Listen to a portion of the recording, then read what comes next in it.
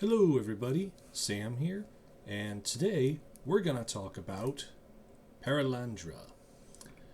This was the next book in CS Lewis's Space Trilogy. Earlier this year I reviewed Out of the Silent Planet. I'll link that review in the description. And this is the sequel to the Out of the Silent Planet. Obviously written by C.S. Lewis, and this was published in 1943, right in the middle of World War II, which is going to be a very important detail in this story. Since this is a sequel to Out of the Silent Planet, it follows that the same main character of that story is in this one, the philologist Elwin Ransom. He is still the main protagonist of this story.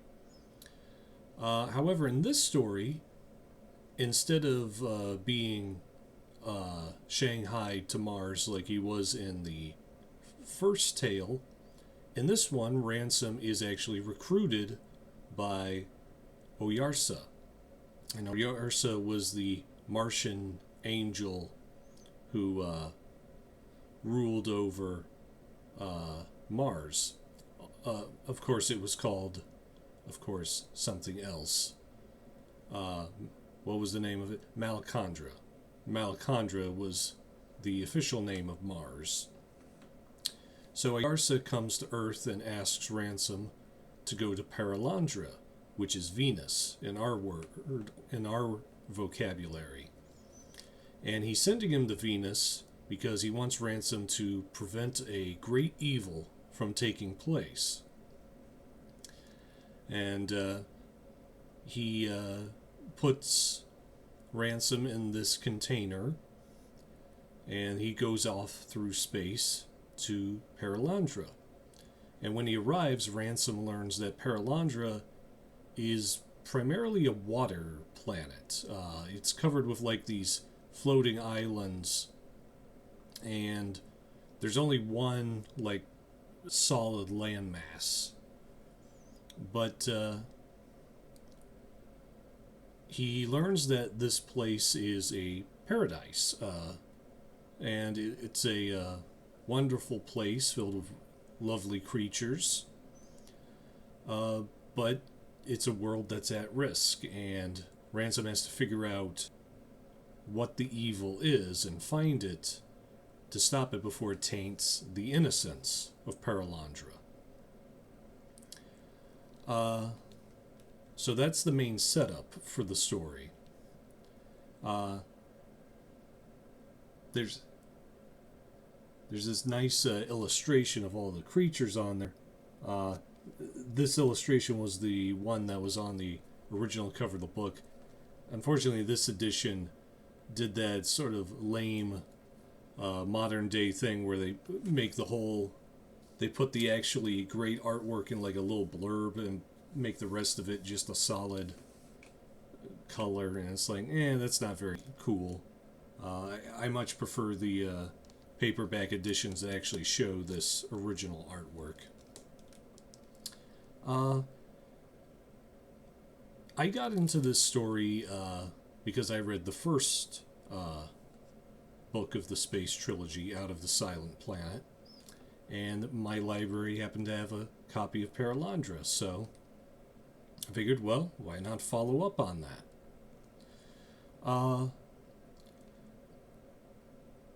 I also am trying to read That Hideous Strength sometime within the next few months, so it made sense to hop to this one before I hop to that one, which is the final book of the Space Trilogy. I was also interested in this book because supposedly sources I've read said that this was Lewis's favorite fiction story that he ever wrote. Out of all the works he wrote, this was his favorite. So I was definitely curious to see what this story would entail. So I've read it, and I've got a lot to say about it. So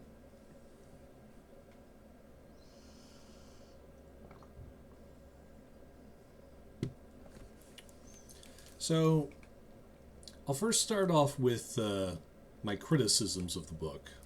Uh, and some of these criticisms are kind of based on comparisons to Out of the Silent Planet. And one thing that I thought Out of the Silent Planet did that was stronger than Perelandra was that Out of the Silent Planet had more of a narrative drive, because that story, the whole point of Out of the Silent Planet is that Ransom is essentially shanghaied into the plot. Like, he wasn't supposed to go to Mars, but he happened to walk into the situation where these guys were building a spaceship, and he just fumbled into that situation. And his experience on Mars has, like, this interesting through line where he's trying to figure out what he needs to do. Perelandra doesn't really have that because he's told just to go to Perelandra. So, there's a narrative there, but the premise is very straightforward from that point. We're like, okay, we got to go to Perelandra and stop the evil. There's not as much as a feeling of, like, spontaneity, like things are happening just because they could happen, not because they are dictated they must happen. Whereas in this case, they don't really have that sense of freewheeling.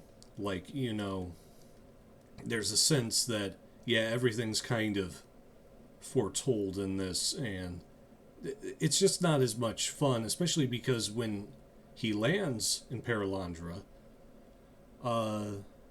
a lot of the story is just kind of Ransom pondering things, and he pondering things and wandering around. That describes a lot of this story. He ponders questions, and then he kind of wanders the planet.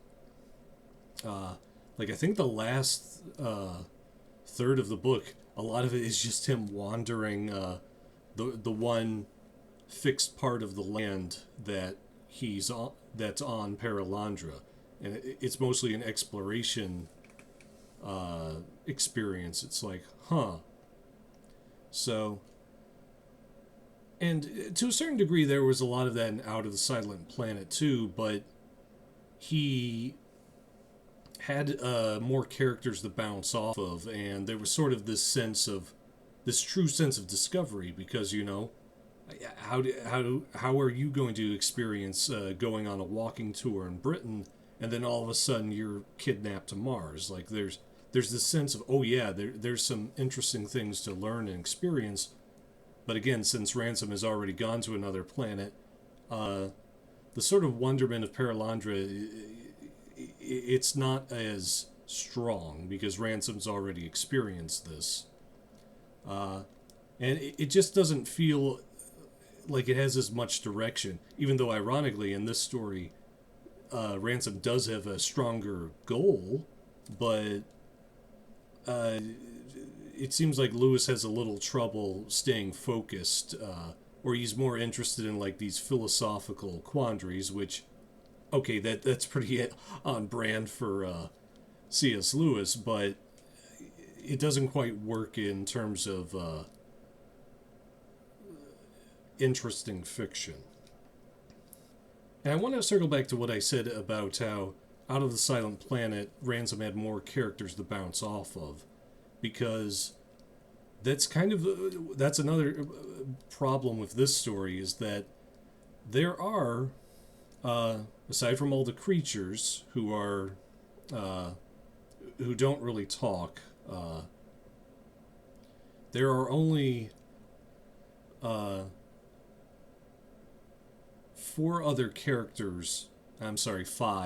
who are, like, physically here and who Ransom can actually talk to.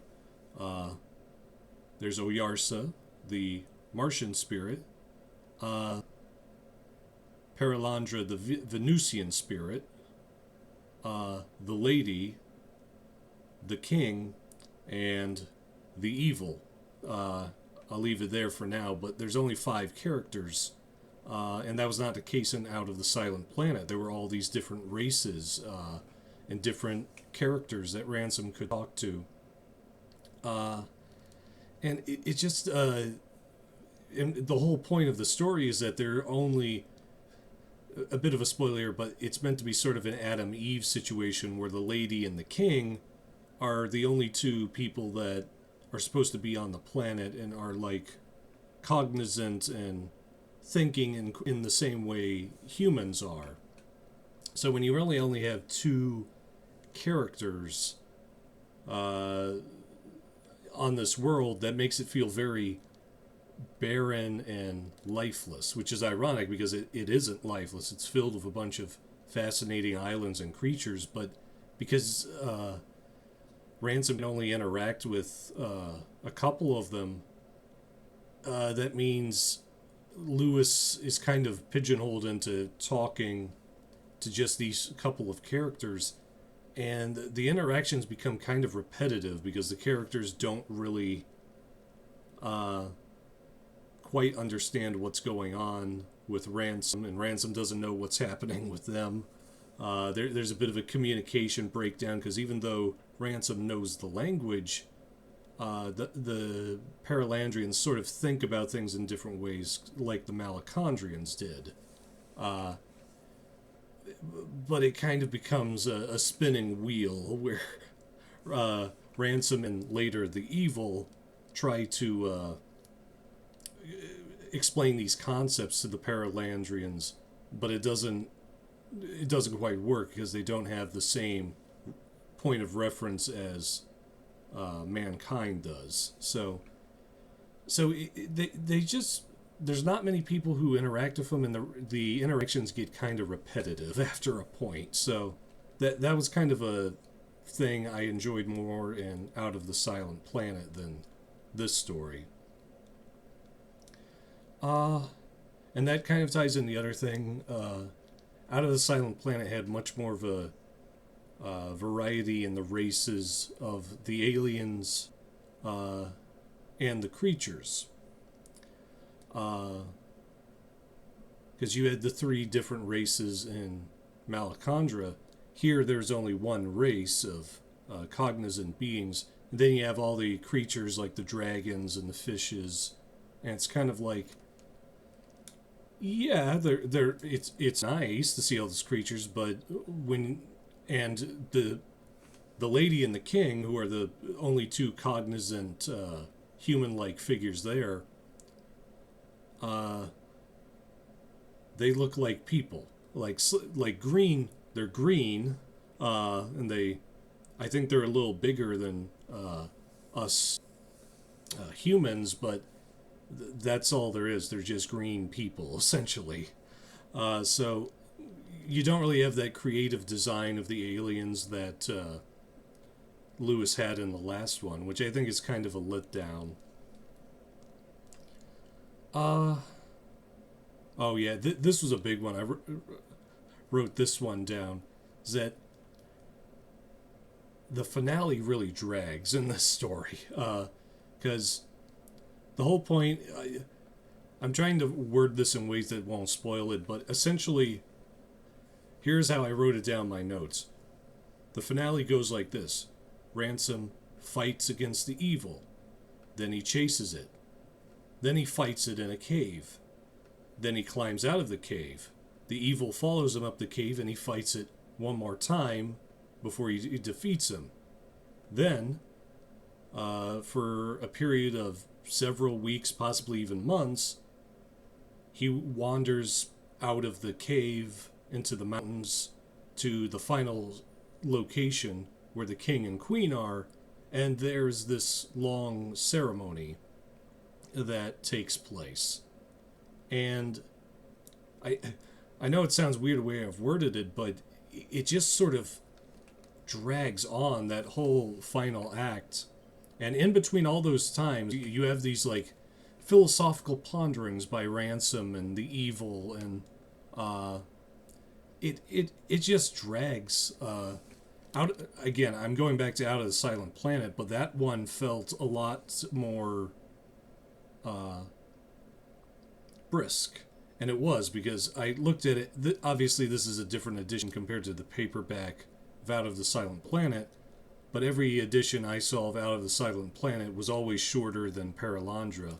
And I kind of have to wonder if maybe Lewis's obsession with all these theological and philosophical ideas that he has Ransom pondering in his mind, if they sort of inflate the word count and maybe make things a little clunky from a plotting perspective.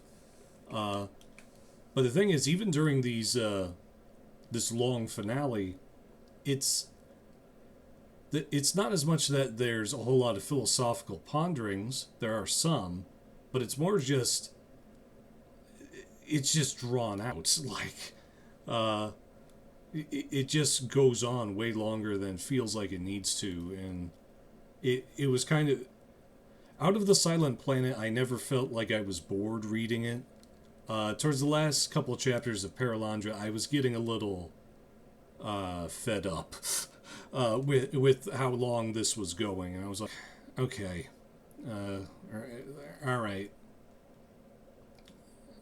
When they're in the final ceremony with the lady and the king, and all the creatures are celebrating them, I was just kind of going, okay, how long is this going to be? And several paragraphs, because they're exalting the king and the lady, and I'm like, okay. Like, I was kind of reaching my limits in terms of how much this finale was dragging on. So that's a big downer about this book that wasn't in the last one. So yeah, that was kind of a drag.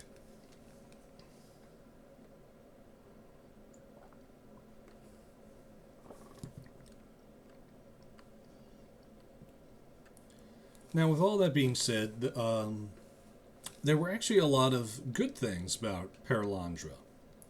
The most obvious one, while I was complaining about some of the differences between Perelandra and Malacandra, I did think that Perelandra, environment-wise, was very cool, because it was very different from Malacandra, where instead of Malacandra being this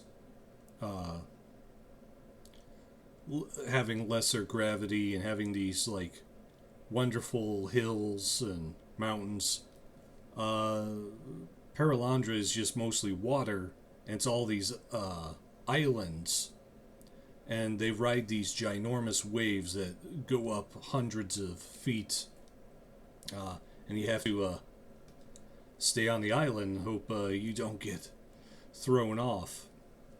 So it's a very different environment from Mars, and I like that it is noticeably different. And while some of it doesn't work for me, I like that the story is different from the last book, because, well, like I said earlier, it doesn't have that same free-flowing sensation as the first book. They do... C.S. Lewis does do a good job of giving this a very different feeling narratively, and giving Ransom a definite goal is a smart idea, because as much as I would have preferred sort of that falling into the narrative like Out of the Silent Planet was, this does at least provide an excuse about why he'd go to another planet. And I like that it actually kind of builds off the first book by pointing out that, well, Ransom learned the old solar language on Malacandra, and it's the same language on Perelandra, so why not use him to go talk with the lady and the king, because he knows the language, and he's pretty much the only Earthling that does. So it does a good job of explaining why he's chosen, and just sort of building off that first story. I also kind of, while I didn't like that there weren't as many characters this time around, I did think the lady was a cute co-protagonist, because she's basically meant to be the Eve in Perelandra, because the king is kind of Adam and the lady is Eve. And the lady is remarkably cute. Like, she's so... she always wants to do the right thing. She always wants to listen to Maladil. Maladil is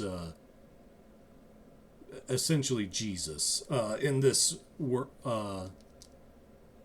in the Space Trilogy, Maladil is essentially Jesus. And she's always wanting to do the right thing. She's very good-natured, and she's very pleasant. But, of course, she's also a little bit naive, and that can be a problem when the evil shows up. So it's a thing, and it would have been very easy to write her as just like this dum-dum who is like easily swayed by the evil, but she isn't written like an idiot. She's just sort of written like someone who, you know, has lived in paradise her whole life and doesn't really know how to react when Ransom first shows up and then the evil shows up. She just doesn't know what how to react to that, other than, you know, her general friendliness, but she doesn't quite understand the idea of evil.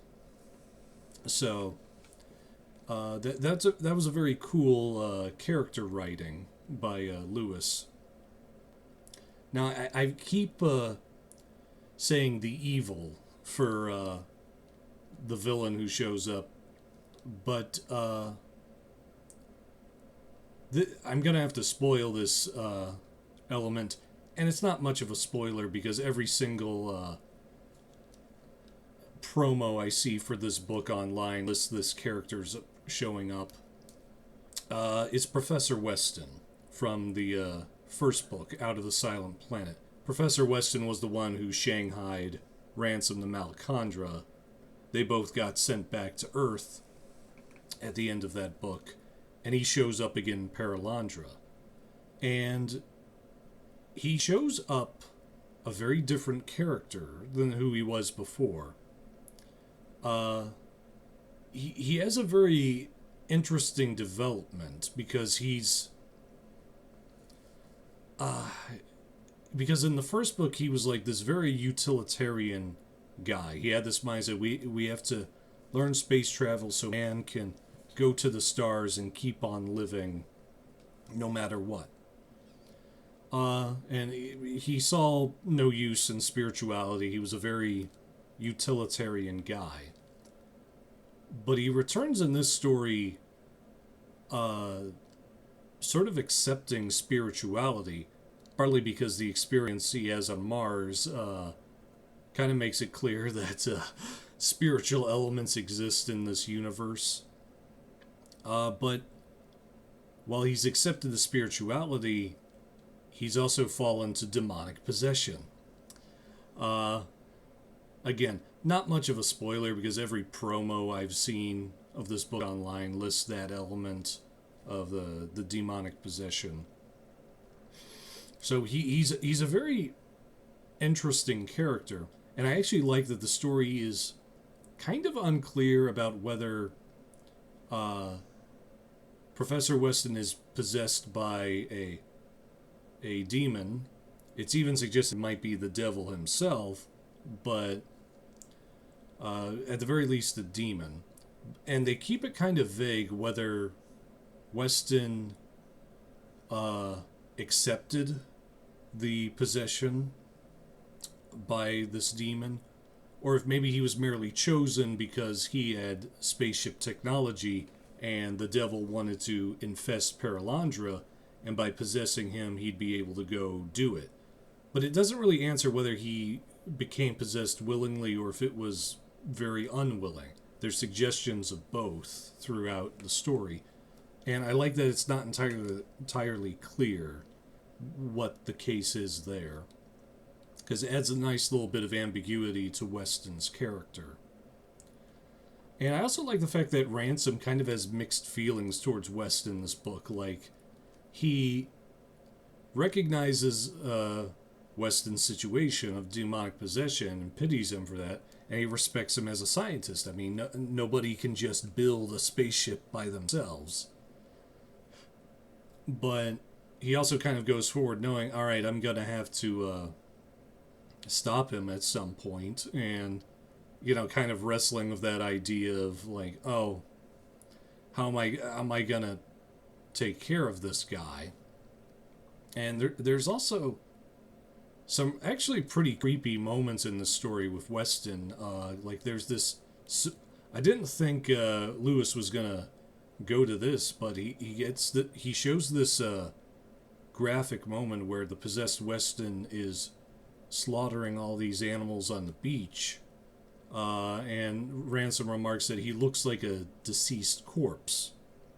And it's a surprisingly graphic scene. I didn't think Lewis would be going there, but he does. He makes... and the whole point is that these animals are, like, very friendly. None of them are attacking Ransom or Weston, because, you know, it's the Garden of Eden, essentially. All the Perelandran animals are as friendly as can be, and Weston is out here just slaughtering them, and they don't resist because they don't understand the idea of, like, well, why would somebody try to eat or kill us? So it's kind of a disturbing moment, and I was kind of surprised that Lewis even went there. So, and there's also this great scene where Weston and Ransom are sitting together, and the possessed Weston decides to drive Ransom mad by constantly repeating his name non-stop. And it's not like for 5 minutes, it's like for hours. And it seems like really small and like, oh, that's kind of a lame way to drive someone mad, but Lewis kind of shows how not only obnoxious that would be, but how to someone who is sleep deprived, that would actually be a very nasty torture. So, again, Weston is actually pretty effective as an evil villain in this. I say Weston, it's kind of Weston / the devil. I'm calling him Weston just because that's easier. So that's a pretty cool element. And I mentioned earlier that I liked how this built off the first story. And I think in general, this, for all the issues I listed earlier, this is a pretty decent sequel story. Because it takes all the different elements that were established in the previous book and develops the characters in a way that makes sense. Because, you know, Ransom is a little more confident after his Martian adventure. And Weston is a little more broken because of that. So, this is definitely a story where I think it definitely works better as a sequel, because if this had just been written by itself, I'm not sure it would have been as effective. Having that out of the Silent Planet set this situation up works really well. And I think this definitely succeeds as a sequel. Another thing I really liked is that there's kind of this interesting dilemma for Ransom throughout a good portion of the story, as he's basically left with two choices for how to defeat Weston and the devil. His first option is the one he wants to stick to. He's going to try and sway the lady from Weston's temptations. He's going to, like, reason his way with her and keep her from falling to the same sin that Eve did in the Garden of Eden. But there's also another option that he's not too keen on, but looks like it might be the only way to succeed, and that's actually destroying Weston through physical violence. Uh, but he's not very keen on that idea because, Ransom is stated to be of the Christian faith. He was that before he went to Mars, and he's kind of gotten stronger with it, and he's kind of averse to that idea of like actually stooping to violence, which was something that he's been taught all of his life. No, the Christian God does not approve of that, and he believes he's on a mission from God in this instance too. But as time goes on, it starts looking like, well, the devil never sleeps. He doesn't have to recuperate like Weston does, and he can manipulate the lady when Weston is sleeping, and he himself could possibly hurt Weston when Weston's sleeping. So it's just kind of this situation where Ransom is really wrestling with the idea that he might have to destroy Weston might have to be destroyed in order for Ransom to succeed in his task. So that's a really interesting scenario, and it's kind of... And Lewis does make an interesting decision with this dilemma. I was kind of that's kind of an interesting take on it. So that was a very cool element about that tension between trying to solve something through words versus violence. So yeah, I really like that element of the book.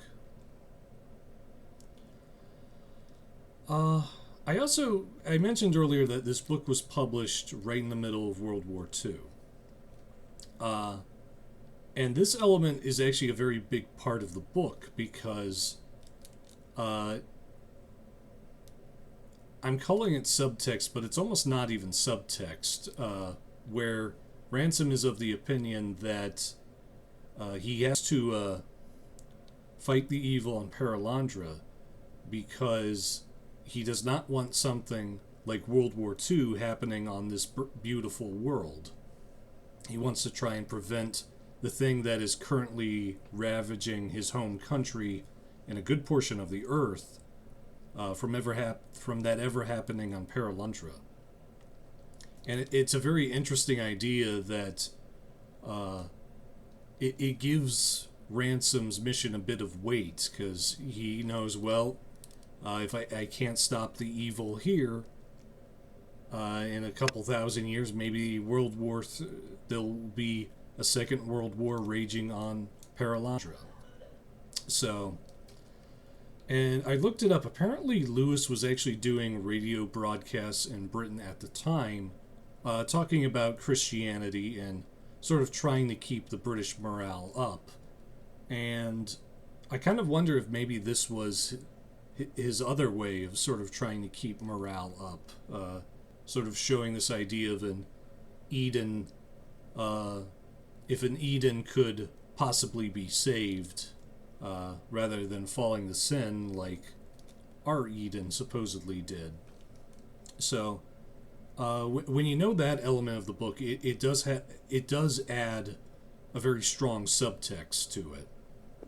So I really like that World War II element in this story. I also kind of like how the story...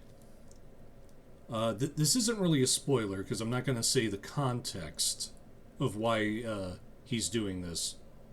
But the story both begins and ends with Ransom entering an icy coffin to either arrive or leave Perelandra.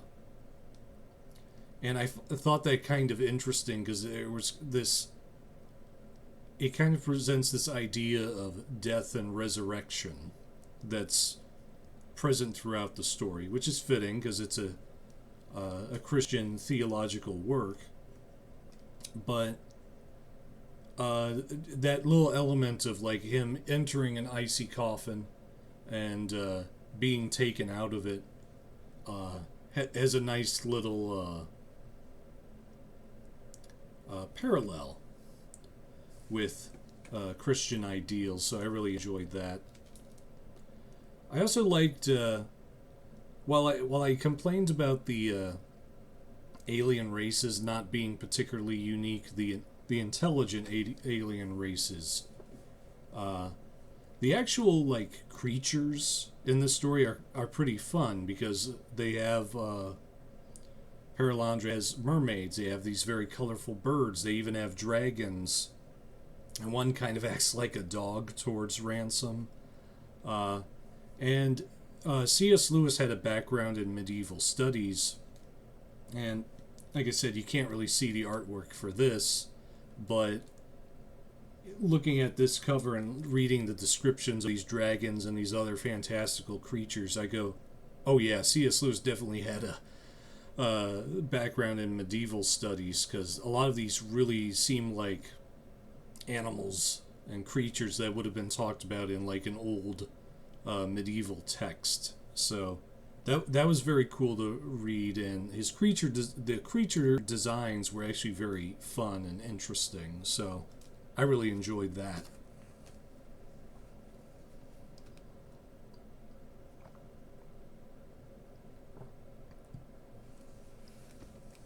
So the final ranking for this book.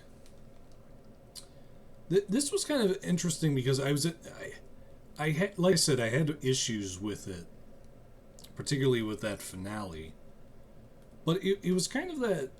This was one of those reading experiences that the more I reflected on this story, the more I went, well, you know, actually the good stuff there was better than I thought it was. Or, you know, and the more I thought about the stuff I was complaining about, I go, okay, that's not as good as Out of the Silent Planet, or is not terribly well executed, but, you know, it doesn't really subtract from the good stuff all that much.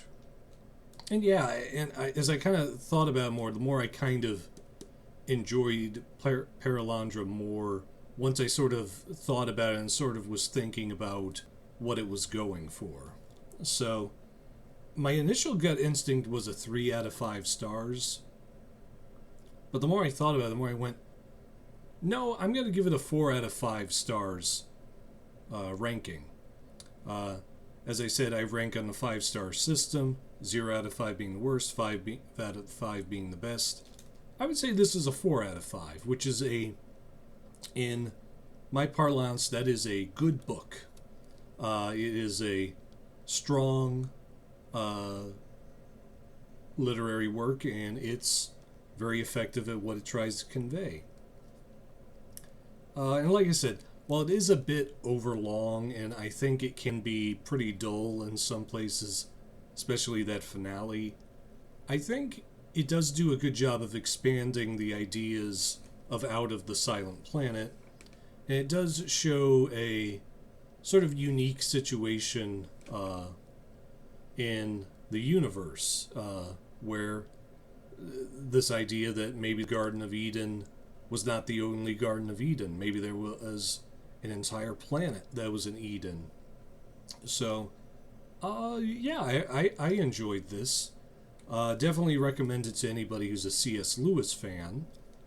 And if you're looking for any sort of science fiction fantasy with sort of a theological bent, yeah, this will probably do something for you. So, yeah, I would recommend that.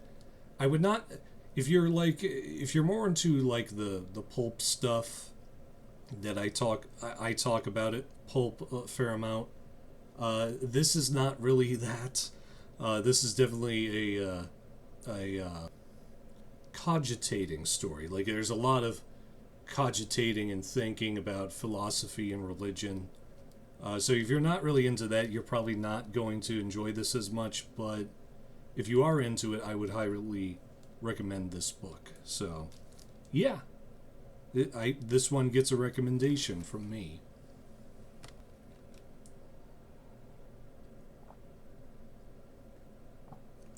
Any inspiration? For those that don't know, I'm a working author, and I like to talk about whether things I read inspire me or not. And I would say that Perelandra does provide a little bit of inspiration for me. I do like the idea of like this world made of water that has all these islands that are not fixed, but always moving around because the waves are so big and so vast. Uh, yeah, that would be a really cool idea for a setting of a story. Uh, so, yeah, doing something with that kind of idea would be pretty fun. I could see that working. So, maybe I'll try and make a story idea out of that. Just a big water world where the islands are always moving. Alright, that's all I have to say about Perelandra. I'm going to be reading That Hideous Strength, probably over the next month. Uh, I took a look at it in my local library, and it's actually pretty thick book. So these stories keep getting longer as Lewis writes them, but I was curious about That Hideous Strength, so I'm still going to read it anyway. I've heard very mixed things about it. Some people really love that book and say it's the best of the Space Trilogy, or even one of C.S. Lewis's best works. I've heard others say the opposite, that oh no, it's a drag.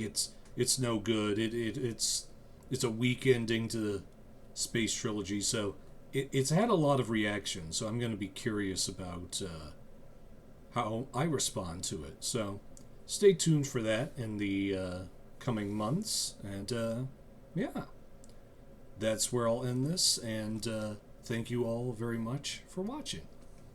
Bye.